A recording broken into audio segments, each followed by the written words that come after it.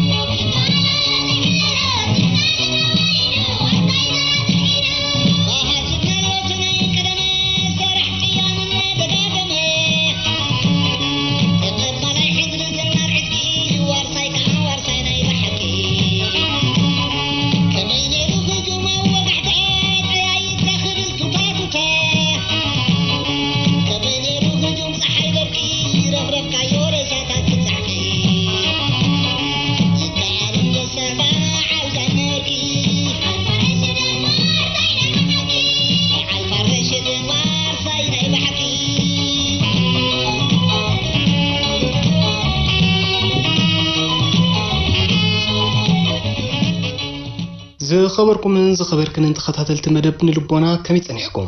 سمعتنا كابز التفلالي بوطاطات እናደወሉ ክድገመሎም ንዝደለይዎ መደባት ክሕብሩና እንየም በመሰረት ጠለባቶም ድማ ኣብ ቅንያት በዓልና ጽነት ንዘቀረበት ሕቶታት ብዛዕባ ስናምራው ኩናት ብዛዕባ ሽርሕታት ወያነ ዘቃልዕ ጽሑፍ ካብ መጽሐፍ ምኸተ ከመውን ንዲፕሎማሲያዊ ዝምድናታት ኤርትራ ዝገልጽ መደባት ብተኻታታሊ ናብኻትኩም ክነብሎ ኢና ንሎም منبار ن4 ክፋላት ዝቀርብ ንስነ አምራው ኩናት ዝምልከቲና ከነቅርበልኩም ቀዳማይ ክፋሉ እንሆ ሰናይ ምክትታል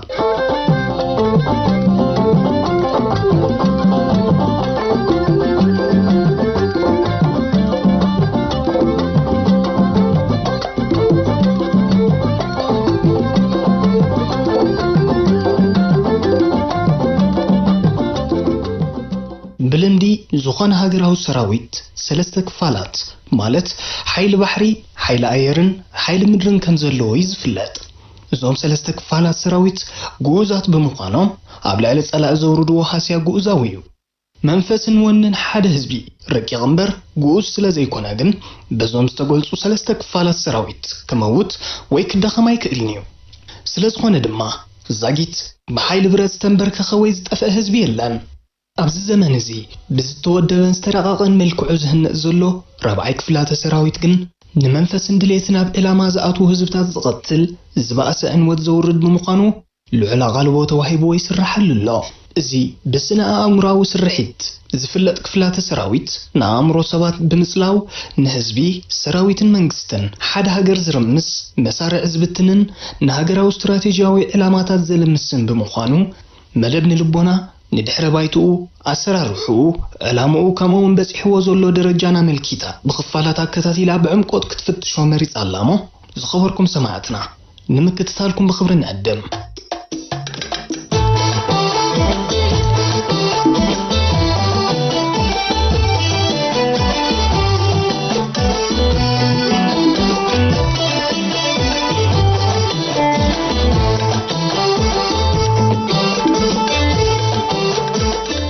ترجمن وتهدروا أم عبابلان سنا أمره خينات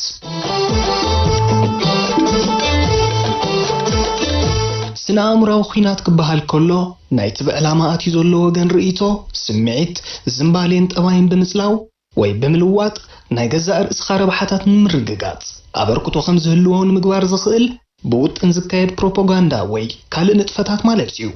سنا أمره خينات نامرو صلاة صلو زخون عينت تغبار وي مسارح خون خل وتفيت نايت سرحيت نامرو صلو استهندسه بمخانو دامبر اتصوار وي مسارحي جدا سنا أمراوي مالد ما يكونان سنا أمراو خينات حدش أمرا يكونان عبتنا مجمريا مقبال ود سب استرأيلن نايت انت سلطانيتات كي ترفه ብዝተፈላለየ መልክዑ ይካየድ ምንባሩ መዛግብቲ ታሪኽ የመልክቱ። ስነ አእምራዊ ስርሒት ዝተጠቕመ ቀዳማይ ዓቢ መራሒ እኳ እንተዘይተባህለ መቄዶንያዊ አሌክሳንደር ዓቢ አተሓሳስባ ጸላእቱ ንምጽላው ስነ አእምራዊ ስርሒታት ብሰፊሑ ከም ዝተጠቕመ ይንገር። ግዝኣቱ ኣዝዩ እናሰፍሐ ምስ ከደ ሰራዊቱ ኣብ ፈቐድኡ እናተበተነ ምኻዱን ሓይሉ ከም ዝተኸፋፈለን ክስቆሮ ምስ ጀመረ አሌክሳንደር ዓቢ ብዘይካ ምስሓብን ሰራዊቱ ዳግም ምጥርናፍን ካልእ ኣማራጺ ነበሮን። ይኹን እምበር ጸላእቱ ደድሕሪኡ ስዒቦም ከየጥቅዕዎ ብምስጋእ ገና ምስ ሓይሉ ከም ዘሎ ከምስል ዝተፈላለየ ጥበባት ከተኣታቱ ነይርዎ። ንጸላእቱ ንምትላል ከዓ ኣዝዩ ግዙፍ ናይ ሓጺን ድርዒ ሰብነት ብምስራሕ ኣተሓዲግዎ ዝወፅእ ዝነበረ ቦታታት ገዲፉ። ነዚ ዝረኣዩ ጸላእቱ ምስ ተራ ሰባት ዘይኮነ ምስ ግዙፋት ፍጥረት ኩናት ይጽበዮም ከም ዘሎ ብምግማት ነቲ ዘንሳሕብ ዝነበረ ሰራዊት አሌክሳንደር ስዒቦም ካብ ምጥቅዑ ከም ዝተቆጠቡ ታሪኽ ይሕብር።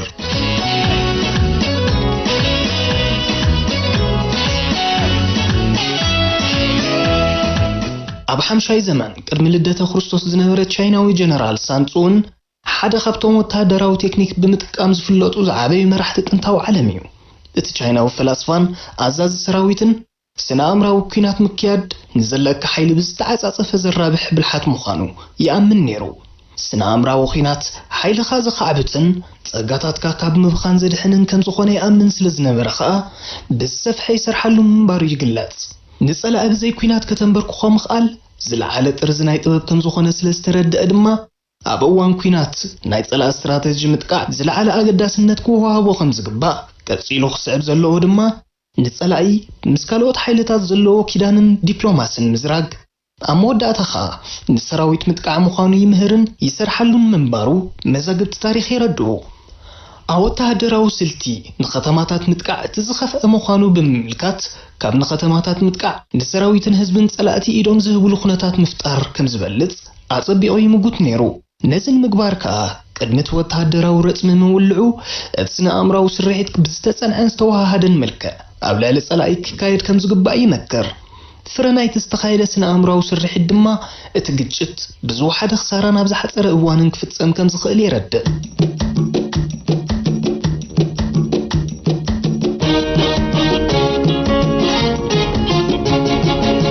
ካልእ ኣብ ጥንታዊ ስልጣኔታት ንስነ አእምራዊ ስርሒታት ኣብ ጥቕሚ ብምውዓል ዓበይቲ ዓወታት ከምዝግብ ዝኽኣለ መራሒ ድማ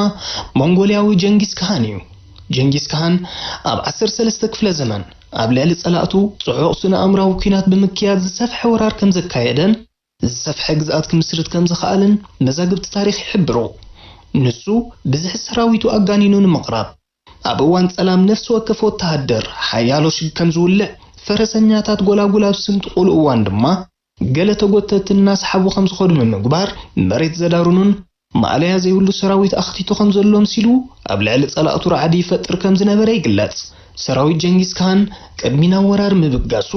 ጸላእቱ ኢዶም ተዘሂቦም ፍጹም ዕንወት ክወርዶም ምዃኑ ዝገልጽ መልእኽቲ የመሓላልፍ ነይሩ እዩ። ኣብቲ ፈለማ ወራር ዘበግሰሉ ኣብ ልዕሊቶም ኢዶም ምሃብ ዝኣበዩ ንኣሽቱ ግዝኣታት ዘስካሕከ ህልቂት ይፍጸም፣ ኣባይቲ የቃጽል፣ ንብረት ይዘምት ነይሩ። እቲ ወርዕ ዕንወትን ጭካኔን ናብቶም ገና መጥቃዕቱ ዘይበጽሖም ከባቢታት ባዕሉ ብዘስለኾም ልኡኻቱ ውሽጢ ከም ዝዝርጋሕ ብምግባር ከዓ ራዕዲ ይፈጥር። ከም ዝዓበየኑ ድማ መራሕቲ ተን ግዝኣታት ዕጫተን ዝባደማ ዓድታት ዝሃለቐ ህዝበንን ከይበጽሖም ብምስጋእ ናይ ምውጋእ ቅርውነቶም ከዋድቑን ንሰራዊት ጀንጊስ ካሃን ኢዶም ናይ ምሃብ ምትሕብባርን ውሳኔ ክወስዱን ይግደዱ ከም ዝነበሩ ታሪኽ የረድእ።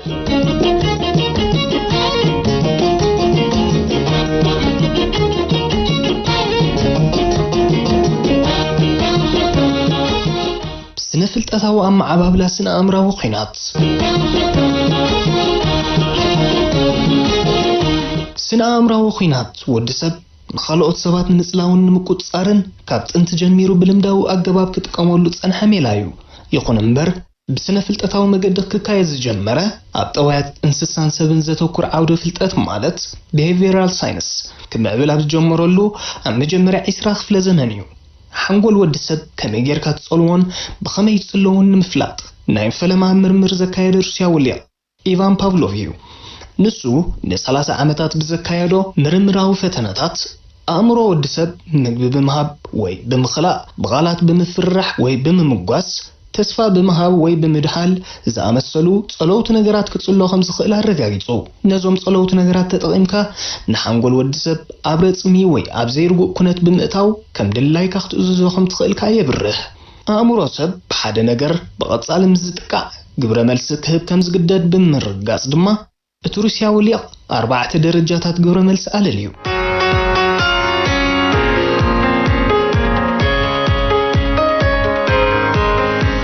ተቀዳማይ ደረጃ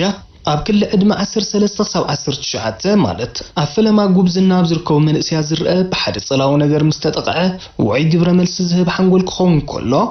እቲ ካልኣይ ደረጃ ኣብ ክሊ ዕድመ 20 ክሳብ 25 ኣብ ዘለዎ መንእስያት ዝርአ ንጡፍ ግብረ መልሲ ዝህብ ሓንጎል እዩ እቶም ኣብ ሳልሳይን ራብዓይን ደረጃታት ዝስርዑ ከዓ እቲ ሓደ ነዊሕ ግዜ ምስ ሓለፈ ግብረ መልሲ ዝህብ ህዱእ ግብረ መልስን ኣሉታዊ ወይ ከዓ ፈጺሙ ግብረ መልሲ ዘይህብ ሓንጎልን ምዃኑ ንዓሰርተታት ዓመታት ብዘካየዶ ምርምር ኣረጋጊጹ ክንዲ ዝኾነ ከዓ እቶም ኣብ ዕላማ ስነ ኣእምራዊ ስርሒታት ዝኣትውን ዝያዳ ዝጽለውን እቶም ኣብ ቀዳማይን ካልኣይን ደረጃ ዝርከቡ ማእገር ሃገር ዝኾኑ መንእስያት ከም ዝኾኑ ነቲ ብሩስያዊ ሊቅ ንፈለማ እዋን ዝተረጋገጸ ስነ ፍልጠታዊ ምርምር ዳግማይ ብምቅላሕ ናይ ዘመን ዝልቃውንቲ ባህርያት ሰብ የረድኡ ብፍላይ እቶም ኣብ ካልኣይ ደረጃ ዝስርዑ ካብ ክሊ ዕድመ 20 ክሳብ 25 ዝርከቡ መንእስያት ንለውጥን ሓድሽ ነገርን ንምቕባል ድልው ዝኾነ ሓንጎል ስለ ዝውንኑ ዝበለጸ ዕላማ ስነ ኣእምራዊ ስርሒት ከም ዝኾኑ እቶም ተመራመርቲ ብተወሳኺ ይሕብሩ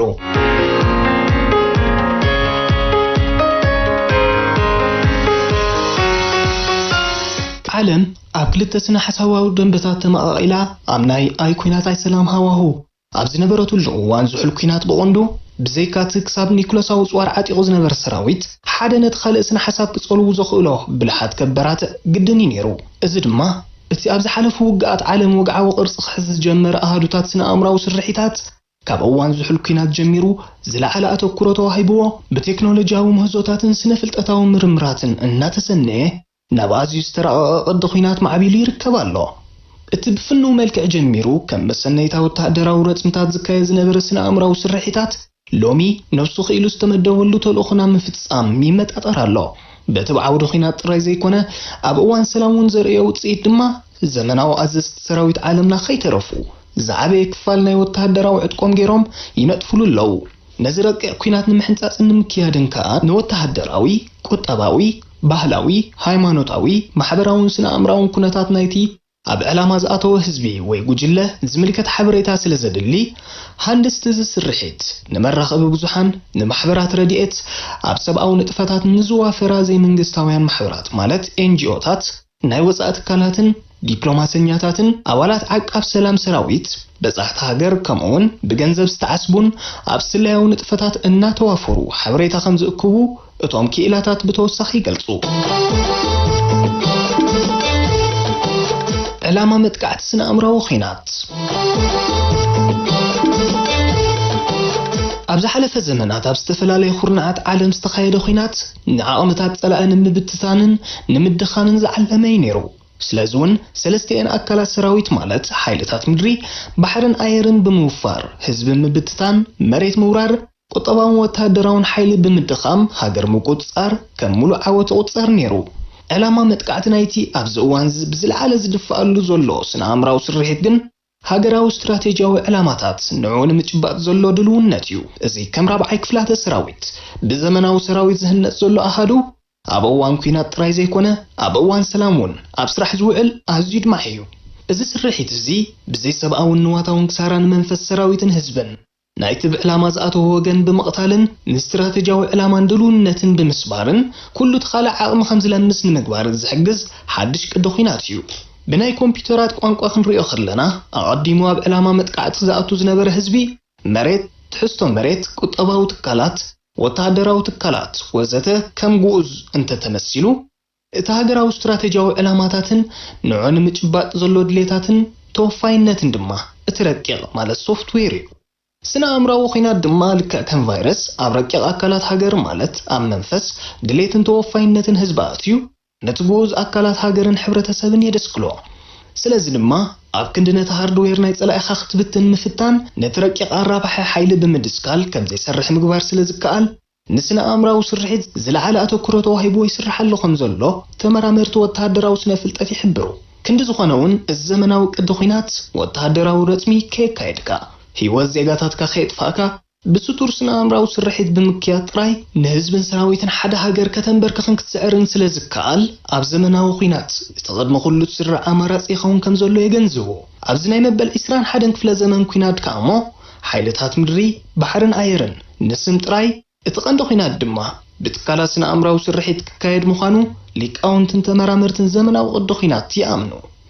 ከምቲ ቻይናዊ ፈላስፋን ጀነራልን ሳንጹ ቅድሚ ነዊሕ ዘመናት ዝበሎ ከዓ ሰራዊት ምጥቃዕ ናይ መወዳእታ ኣማራፂ ጥራይ ይኸውን ኣሎ።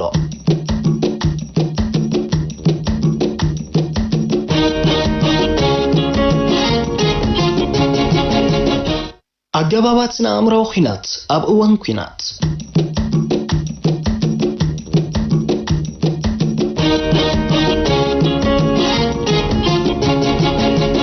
ኣብ እዋን ኩናት ዝካየድ ስነ አእምራዊ ስርሒት ንሓፂር እዋን ዝዓለመ ታክቲካዊ ክኸውን ከሎ ኣብ ግዜ ሰላም ግን ንማእከላይን ርሑቕን እዋን ዝዓለመ ስትራቴጂያውን ኣዋሃሃድን እዩ። ክንዲ ዝኾነ ድማ ምስ ውሁብ ኩነታት ብዝሰማማዕ ብዝተፈላለዩ ኣገባባት ይካየድ። ኣብ ዝሓለፉ ዘመናት ስነ አእምራዊ ኩናት ንምክያድ ዝስራሐሎም ዝነበረ ኣገባባትን መሳርሒታትን ዝያዳ ኣብ እዋን ኩናት ዘገልግሉ ታክቲካዊ ብምንባሮም ቀንዲ ዕላምኦም ሞራል ጸላእቲ ከም ዝወድቕን ናይ ምቁዋም ዓቕሚ ከም ዝዳኸምን ንምግባር ኣብ ውሽጢ ጸላኢ ዝጸንሐ ስሙራ ረኣያታት ንምብታን መሳርሒ ጸላኢ ብደረጃ ኣሃዱታት ይኹን ካድረታት ምዝራግ ሰራዊት ጸላኢ ናይ ምውጋእ ወኑ ብምጥፋእ ኢዱና መሃብ ከም ዘድህብ ንምግባር ከምኡውን ናይ ምትላልን ምስዳዕን ዘመተን ምክያድ እዩ ዘገልግል ነይሩ። ስለዚውን መንቀሊኡ ዘይፍለጥ ውሽጢ ዝኸይድ ቀንዲ መተሓላለፊ ስቱር ፕሮፓጋንዳ ምዃኑ ብኽኢላታት ዝግለጽ ምንዛሕወረ ወይ ቤላቤሎ ሓደ ካብቶም ኣብ ዝሓለፉ ዘመናት ኣብ ስነ አእምራዊ ስርሒታት ብብዝሒ ኣብ ኣገልግሎት ዝውዕሉ ዝነበሩ ኣገባብ ምዃኑ ይግለጽ። ኣብዚ ዓለም ብዘመናዊ ቴክኖሎጂ መራኸቢ ብዙሓንን ካልኦት መራኸቢታትን ዘቕቢባትሉ ዘላ እዋኑን ከይተረፈ እዚ ካብ ዝፈልጡ ዝሰምዑ ዝረኣዩ ሰባት ዝተረኸበ ውሽጣዊ ሓበሬታ እናተባህለ ካብ ሰብ ናብ ሰብ ዝልሕም ወረ ብሰማዕቲ ካብቲ ብወግዓውያን ምንጭታት ዝወሃብ መግለፂ ንላዕሊ ተዋሃግን ተኣማንን እዩ። ናብ ዝኾነ ዕላማ ዝኣተወ ወገን ሓበሬታ ንምብፃሕ ከም መተሓላለፊ ዘገልግል በራሪ ወረቓቕቲ እውን ሓደ ካብቶም ስነ አእምራዊ ስርሒት ንምክያድ ካብ ነዊሕ እዋን ኣብ ጥቕሚ ዝውዓሉ ኣገባባት እዩ። እዞም ወረቓቕቲ ጸላእ ናብ ዝቆጻጸሩ ከባቢታት ሰሊኾም ብዝሓልፉ ሰባት ተንሳፈፍቲ ባሉናት ብሄሊኮፕተራትን ነፈርትን ብምብታን እቲ ዝተደለየ መልእኽቲ ንምትሕልላፍ ይሕግዙ። በራሪ ወረቐት ካብ ኢድ ናብ ኢድ ብቐሊሉ ክመሓላለፍን ብተደጋጋሚ ክንበብ ዝኽእል ብምዃኑ ድማ ኣእምሮ ሰራዊትን ህዝብን ሓደ ሃገር ኣብ ምጽላው ኣዝዩ ኣድማዒ ምዃኑ ክኢላታት ስነ አእምራዊ ኩናት ይሕብሩ። ዝልጠፉ ወረቓቕቲ ጋዜጣታትን መጽሔታትን እውን ንኣተሓሳስባ ናይቲ ኣብ ዕላማ ዝኣተዉ ህዝቢ ወይ ወገን ኣብ ምጽላው ይስራሓሎም ከም ዝነበረን ዘሎን ይግለጽ። ካብ ሓፂር ርሕቀትን ብቐጥታን ዝቃላሕ መጉልሒ ድምፂ እውን ካብ ነዊሕ እዋን ክስራሓሉ ዝጸንሐ ኣብ ዓውደ ውግእ ቁልጡፍን ሓያልን ጽልዋ ዝሕድር ስነ አእምራዊ ስርሒት ንምክያድ ዘገልግል ካልእ ኣገባብ ምዃኑ ወተሃደራውያን ምንጭታት ይረድኡ። ካብ እዋን ቀዳማይ ኩናት ዓለም ጀሚሩ ድማ ብአርኤፍ ዝፍነው መደባት ሬድዮን ቴሌቪዥንን ኣብ ምስልሳል ናይቶም ኣብ እዋን ኩናት ዝካየዱ ስነ አእምራዊ ስርሒታት ኣገልጊሉ እዩ። በዞም ዝተጠቕሱ መሳለጥያታት ስነ አእምራዊ ኩናት ዝፍጸሙ ስነ አእምራዊ ስርሒታት ንውሱን ከባቢታት ወይ ጉጅለ ጥራይ ዝዓለሙ ስለ ዝኾኑ ብንእሽቶ ኣሃዱታት ናይ ሚኒስትሪ ምክልኻል ክካየዱ ከም ዝኽእሉ ክኢላታት ይሕብሩ።